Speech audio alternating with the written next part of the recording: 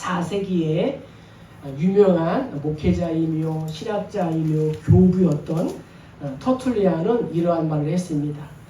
순교자들의 피가 교회 성장의 씨앗이다. 교회는 순교자들의 피 흘린 터 위에 세워진다. 이렇게 말했습니다. 사실 2000년 기독교 역사는 순교의 역사다라고 말씀드릴 수가 있습니다. 십자가의 복음을 지키기 위해서 얼마나 많은 순교자가 나왔는지 정확히 알 수는 없지만 책을 살펴보니 초대교회로부터 2000년까지 약 16만 4천 명의 순교자가 있었다라고 합니다. 16만 4천여 명의 순교자의 이런 피 위에 교회가 세워지게 된 것이죠. 로마 가톨릭은 순교자들을 억지로 만들어 우상시하고 중보자, 성자로 추앙하고 있습니다. 그리고 순교자들의 공로를 자신의 것처럼 받아들이기도 합니다. 그래서 예수 그리스도의 이 수제자인 이 베드로를 로마 가톨릭은 일대 교황이다 라고 해서 지금까지 이어오고 있습니다. 그러나 우리 개혁교회에서는 순교자를 귀히 여기고 그들을 우리의 신앙의 모델로 삼기는 하지만 순교자들이 결코 경배의 대상은 아닌 것입니다. 순교자 주일을 맞아 본문을 통해 스데반의 순교를 중심으로 앞서간 순교자들을 깊이 생각해 보고자 합니다. 스데반은 초대교회의 최초의 순교자였습니다. 그는 초대교회 7 집사 중 한 사람으로 성령과 지혜가 충만했으며 성경 지식에 능통했고 영적인 능력도 탁월하였습니다. 그리고 매우 담대한 사람이었습니다. 한마디로 복음 사역자로서 자질을 골고루 갖춘 사람이었습니다. 너무 일찍 순교한 그에 대하여 애석한 마음이 있지만 오히려 스데반의 순교로 말미암아 당시 그리스도인들은 더욱 담대해졌으며 복음을 널리 전파하는 계기가 되었습니다. 스데반은 충만한 기쁨으로 담대히 죽으면서 자신의 생명을 예수님께 의탁하였고 자신을 죽이는 자들을 긍휼히 여겨달라는 기도를 드렸습니다.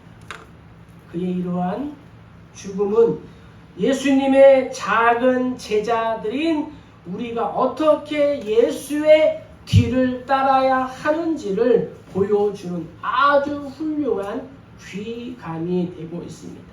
자, 그럼 먼저 우리가 59절과 60절을 읽겠습니다. 그들이 돌로 스데반을 치니 스데반이 부르짖어 이르되 주 예수여 내 영혼을 받으시옵소서 하고 무릎을 꿇고 크게 불러 이르되 주여 이 죄를 그들에게 돌리지 마옵소서 이 말을 하고 자니라. 아멘. 스데반의 순교는 예수님을 본받은 순교였다.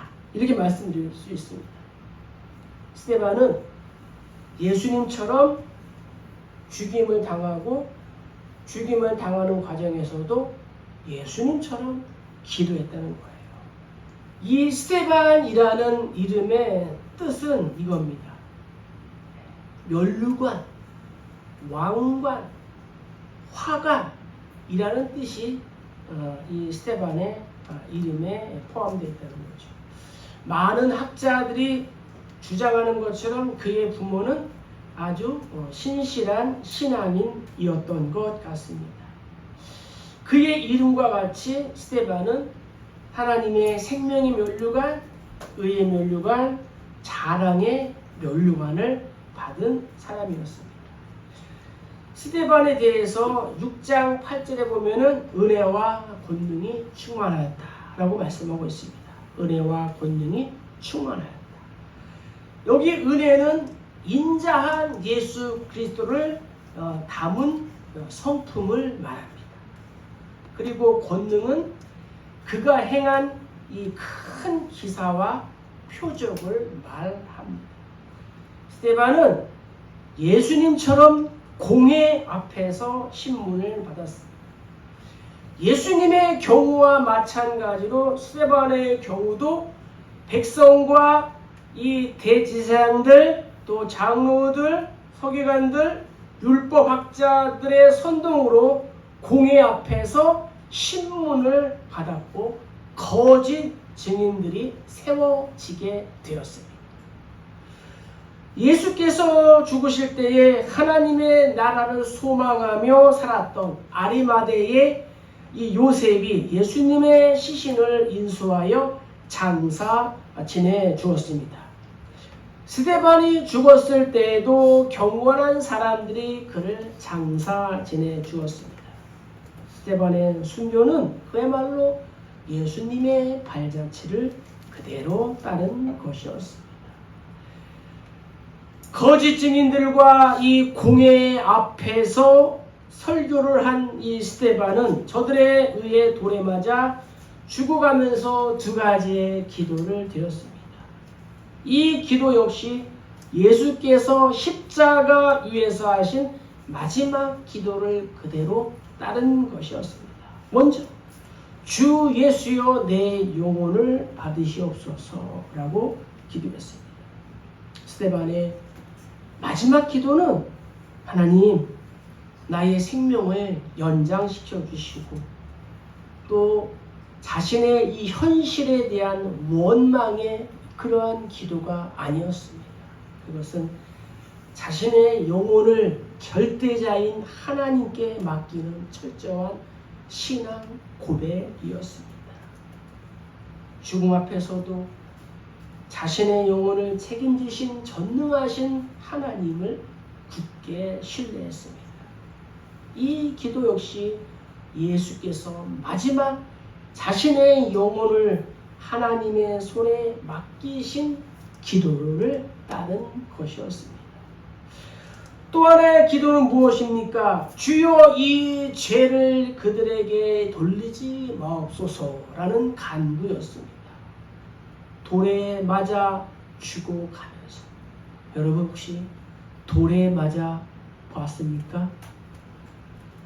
돌에 맞아 죽는 것처럼 정말 이 허망하고 처절하고 고통스러운 죽음이 어디에 있겠습니까? 총은 한 방이면 끝나요. 그러나 돌은 그렇지 않습니다. 죽어가면서 남을 용서하는 기도를 드린 스데반의 기도는 십자가에 달리신 예수님의 기도를 다시 생생하게 기억하는 화해와 용서의 기도였습니다. 주여 이 죄를 그들에게 돌리지 마옵소서. 스데반의 순교는 2000년 기독교 역사의 전형적인 순교의 장면이었습니다. 왜냐하면 박해자들 앞에서 하나님의 구속사의 흐름을 정확히 꿰뚫어 알았고 예수 그리스도의 고난과 십자가와 부활을 분명하게 증거했기 때문이었습니다.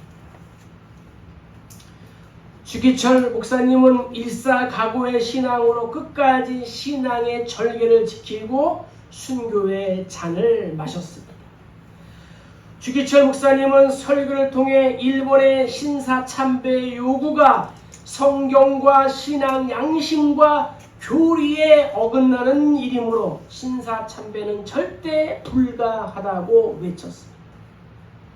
당시 주기철 목사님과 뜻을 같이한 손양원, 이인재, 손명복, 한상동, 황철도, 주남선 같은 분이 해방되어 추록되었고 손양원 목사님은 6.25 때 퇴각하는 공산당에 의하여 순교를 당했습니다. 그리고 목사님의 두 아들인 동인과 동신군도 순교를 당했습니다. 목사님은 아들의 장례식에서 우리가 잘 아는 것처럼 9가지의 감사의 기도를 하나님께 드렸습니다. 미국 가기 위하여 준비한 두 아들을 미국보다 더 좋은 천국으로 보내주시니 감사합니다. 또한 신사참배에 적극적으로 반대 투쟁에 앞장을 섰던 분이 계셨는데 그분이 바로 박관준 장로님이었습니다. 장로님은 일본 중의원에 직접 쳐들어가서 신사참배 반대의 뜻을 전하려는 마음을 결심하고 제74회 일본 제국 회의장의 아들인 박영창 군과 딸인 안이숙을 대동하고 2층 방청석에 앉았습니다. 그리고 의장이 개회를 선언하자 벼락처럼 소리쳤습니다. 여호와 하나님의 대명령이다. 일본은 반드시 패망한다. 이렇게 고함을 치고 준비해온 자필 한문으로 쓴 신사참배 이 반대 문건을 회의장에 던져버렸습니다. 회의장은 난리가 났습니다. 이러한 박 장로님의 피 맺힌 외침은 일본 총리와 각부 대신들과 중의원들과 방청객 500여 명에게 한국교회의 신앙의 권리를 보여준 크나큰 사건이었습니다. 그리고 박 장로님은 현장에서 일본 경찰들에게 체포되어 6년의 옥고를 견디며 신앙의 절개를 지켰습니다. 그리고 1945년 마지막 순교 직전에 다음과 같은 유시를 남겼습니다. 그 마지막 문구를 보면 이렇습니다. 예수가 나 위해 죽었으니 이제는 내가 예수를 위해 죽으리라. 이렇게 썼습니다. 주기철 목사님, 박관준 장로님 등 일사각오의 신앙으로 십자가의 길을 걸어갔던 순교자들을 오늘 순교자 주일을 맞이하여 우리 기억해야 될 줄로 믿습니다. 그리고 우리 또한 작은 예수로서의 삶을 살아가야 되는 것입니다. 박관준 장로님의 순교 기념비는 현재 사당동 총신대 중앙 동산에 세워져 있습니다. 자, 두 번째, 우리 55절과 56절을 읽겠습니다. 스데반이 성령 충만하여 하늘을 우러러 주목하여 하나님의 영광과 및 예수께서 하나님 우편에 서신 것을 보고 말하되 보라 하늘이 열리고 그 인자가 하나님 우편에 서신 것을 보노라 한데 아멘. 스데반의 순교시 주께서 그를 영접하셨습니다. 예수께서 일어서서 기다리며 스데반을 영접했다. 스데반은 우리가 알기로 흔히 최초의 순교자로 우리가 알고 있습니다. 하지만 그는 돌에 맞아 죽기 전에 이미 순교한 사람이었습니다. 왜냐하면 매일의 삶 속에서 철저히 하나님께 복종함으로 자신의 옛사람을 죽이는 생활 속의 순교자였기 때문이에요. 돌에 맞아 죽기 전부터 하나님의 말씀에 순종하는 생활 속의 순교자였다. 본문에 나타난 스데반의 설교의 어느 곳에서도 자신의 공적을 드러내거나 자기 자랑을 한 적이 없습니다. 오직 성경을 이 생활 신조로 삼고 순종하며 살았기에 생명을 건 복음 설교를 할 수 있었습니다. 스데반은 성령이 충만하여 하나님의 영광과 함께 서 계신 주 예수를 바라보았다는 거죠. 하나님의 약속을 붙잡고 신앙생활하는 자를 주께서 일어서서 기다리시며 영접해 주시는 줄로 믿습니다. 이 순교라는 말에는 이러한 뜻이 있습니다. 자신의 증언을 피로써 보증한다. 자신의 증언을 피로써 보증한다. 스데반은 지금 평생토록 믿어온 예수의 증거자로서 이 공회 앞에서 자신의 생명을 바치고 있는 거예요. 자신의 말을 피로써 보증하는 거예요. 내가 죽어도 좋다는 거예요. 예수님은 이와 같이 신실한 증인의 죽음을 가만히 앉아서 보실 수 없기에 일어서 계신 것이었습니다. 복음을 위해 순교하는 스데반을 격려하고 응원하고 환영해 주시기 위함이었습니다. 2000년 기독교 역사는 순교의 역사다라고 말씀을 드렸습니다. 존 폭스의 이 순교사라는 책을 보면 순교자들은 오직 성경, 오직 예수만을 붙들고 이 불구덩이에서 순교자의 잔을 마셨습니다. 당시 두드러진 순교자는 사도 요한의 제자인 폴리갑이었습니다. 당시 로마 황제는 자신을 신격화하고 자신을 향하여 주 로드라고 섬기고 부르도록 했습니다. 그러나 폴리갑은 오직 주 예수 그리스도만이 주시고 구원자이시다 라고 증거하다가 화형을 당하게 되었습니다. 잘 아시는 대로 집행관이 폴리갑을 회유했습니다. 예수를 부인하고 로마 황제를 향하여 주라고 부르라. 그리하면 내가 너의 생명을 구해주겠다. 이때 폴리갑은 이렇게 고백했습니다. 우리 폴리갑은 아니지만 당시에 이 화형장에 있는 폴리갑의 심정으로 이 말씀을 함께 읽겠습니다. 나는 86년 동안 그분을 섬겼습니다. 그분은 나에게 그릇된 행위를 한 번도 하지 않았습니다. 그런데 구원하신 분을 묵묵할 수 있겠습니까?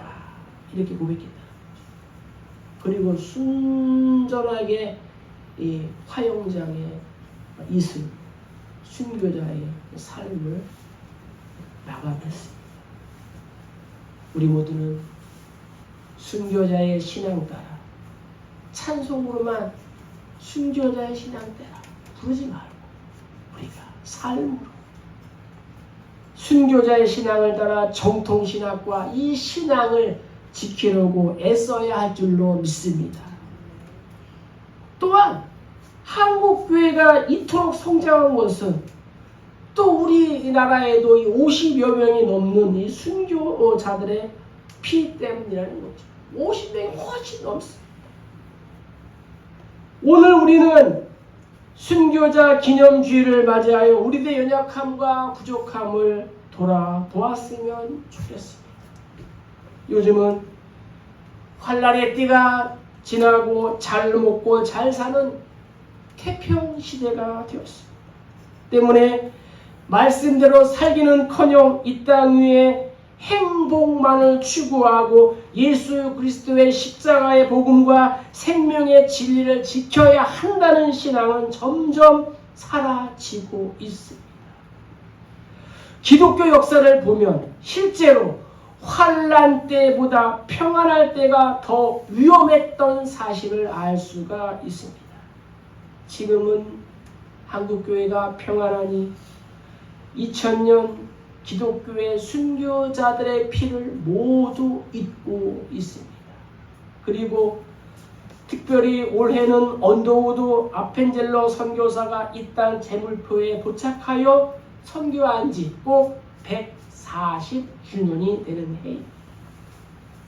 오늘 우리가 누리고 있는 축복과 평안은 바로 순교자들의 피 위에 있었음을 결코 잊지 말아야 할 줄로 믿습니다. 우리가 가지고 있는 이 복음은 공중에서 어느 날 뚝 타락하고 떨어진 것이 결코 아니라 수십만 명, 아니 그보다 더 많은 이름 없이 빚도 없이 순교한 이 순교자들이 자신의 생명보다도 예수 그리스도의 복음을 더 귀히 여긴 예수님의 이러한 종들이 쏟은 피로 우리들에게 전달된 줄로 믿습니다. 이것을 우리가 꼭 기억해야 된다는 거죠. 스데반 한 사람의 죽음으로 끝났을까요? 성경은 그렇지 않다고 말씀하고 있습니다. 자, 우리 8장 1절 읽겠습니다. 사울은 그가 죽임당함을 마땅히 여기더라. 그날에 예루살렘에 있는 교회에 큰 박해가 있어 사도 외에는 다 유대와 사마리아 모든 땅으로 흩어지니라. 아멘. 스데반 한 사람의 순교의 결과는 복음이 널리 퍼지는 이러한 역사를 이루게 되었다는 거예요. 스데반의 순교는 예루살렘 교회에 큰 핍박을 불러일으켰습니다. 왜냐하면 스데반의 사건으로 인해 공회는 기독교가 탄압되어야 할 단체임을 분명히 알게 되었기 때문이었습니다. 당시 유대는 로마의 통치하에 있었고 유대인의 공회는 종교적 범위 내에서 서민을 위한 기능과 종교적인 법률만 집행할 수 있었습니다. 따라서 공회는 해로운 종파가 생길 때 그 종파가 해로운 것임을 이 교령으로 선포해야 했습니다. 이것을 근거로 남자 여자를 끌어다가 옥에 넘길 수가 있었습니다. 그래서 8장 3절에 보면은 사울이 교회를 잔멸할 때에 각 집에 들어가 남녀를 끌어다가 옥에 가두었다라고 기록하고 있는 것입니다. 예수 믿는 사람들을 끌어다가 잡아다가 감옥에 넣은 가장 대표적인 인물이 사울이었습니다.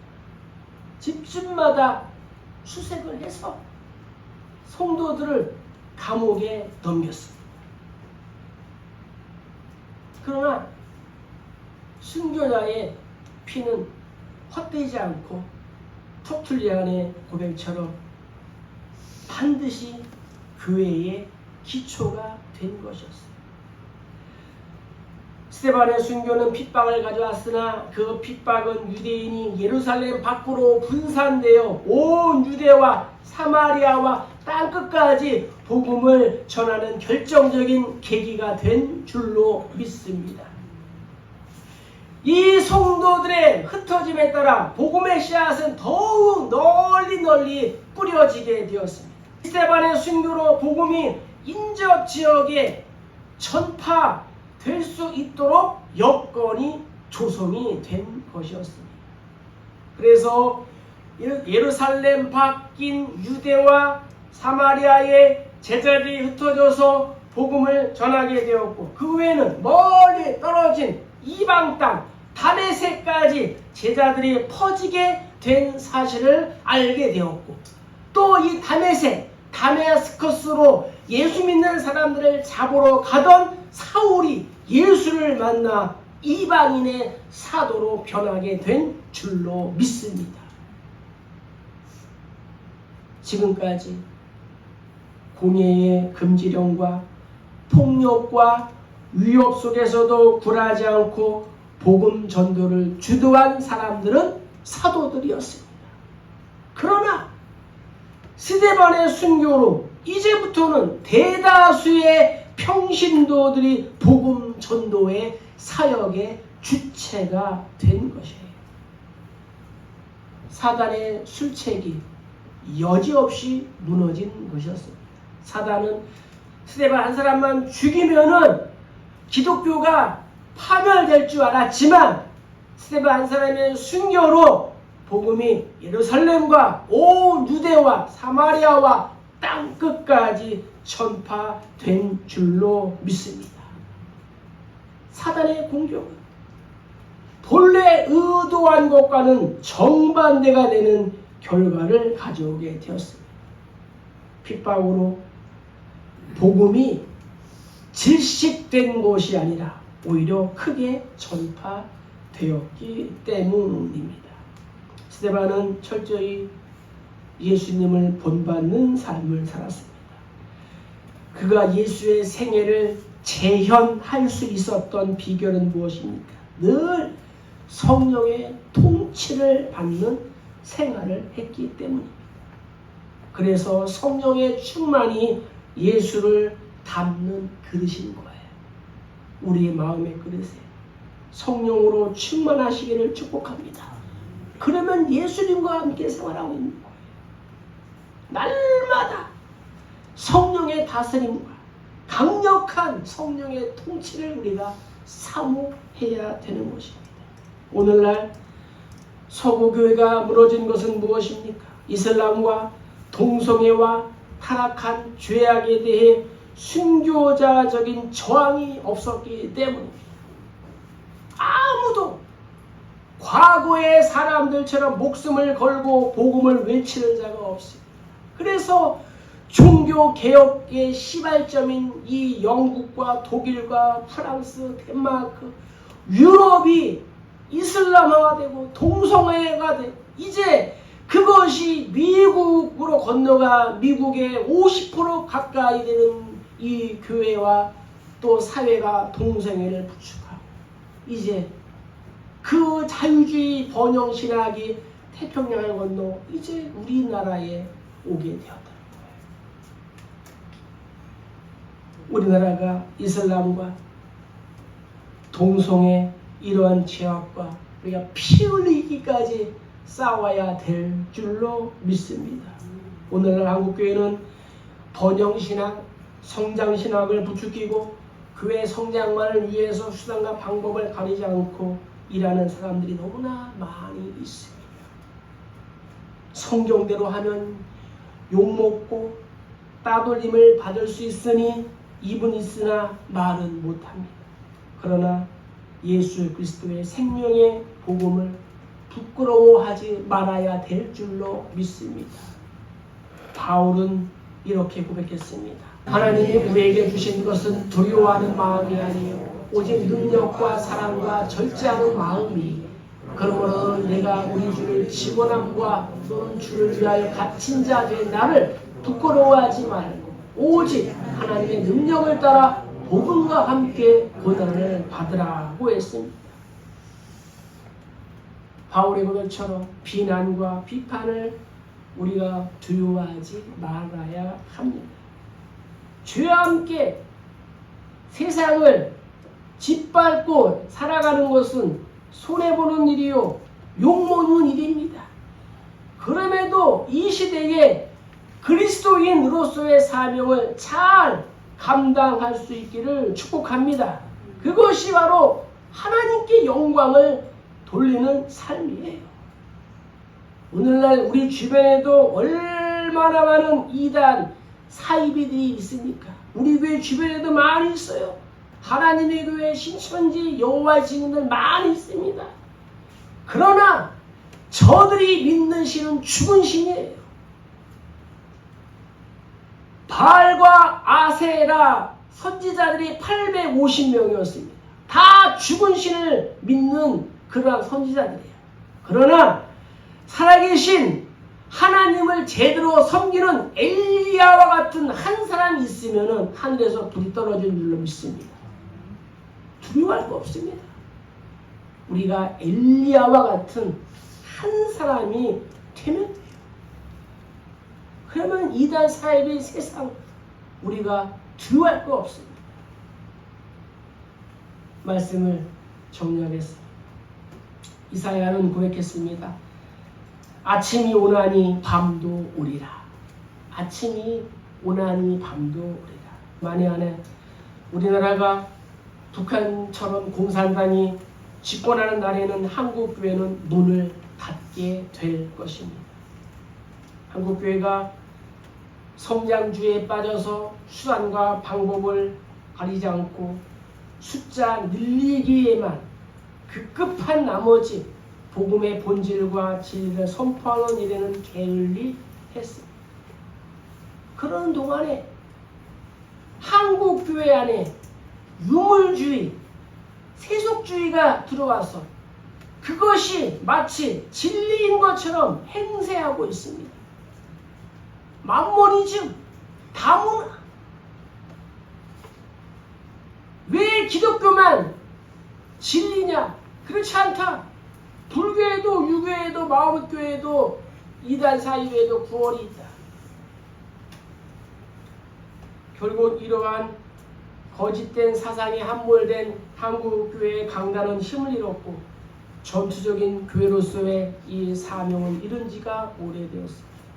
그러므로 환란의 때를 대비하여 지금 우리는 앞서 가신 순교자들을 따르지는 못해도 망대 위에 서 있는 이 파수꾼처럼 깨어 경성하여 그리스도인으로서의 부끄러움이 없어야 될 줄로 믿습니다. 순교적 신앙으로 앞서간 순교자의 신앙을 따르고 순교 정신을 이어가면서 교회의 세속화를 막고 오직 말씀과 성령을 따라 진실한 믿음으로 살아가시길 주의 이름으로 축복합니다. 그래서 우리의 남은 인생에 하나님의 은총이 날마다 더하시기를 주의 이름으로 간절히 축복합니다.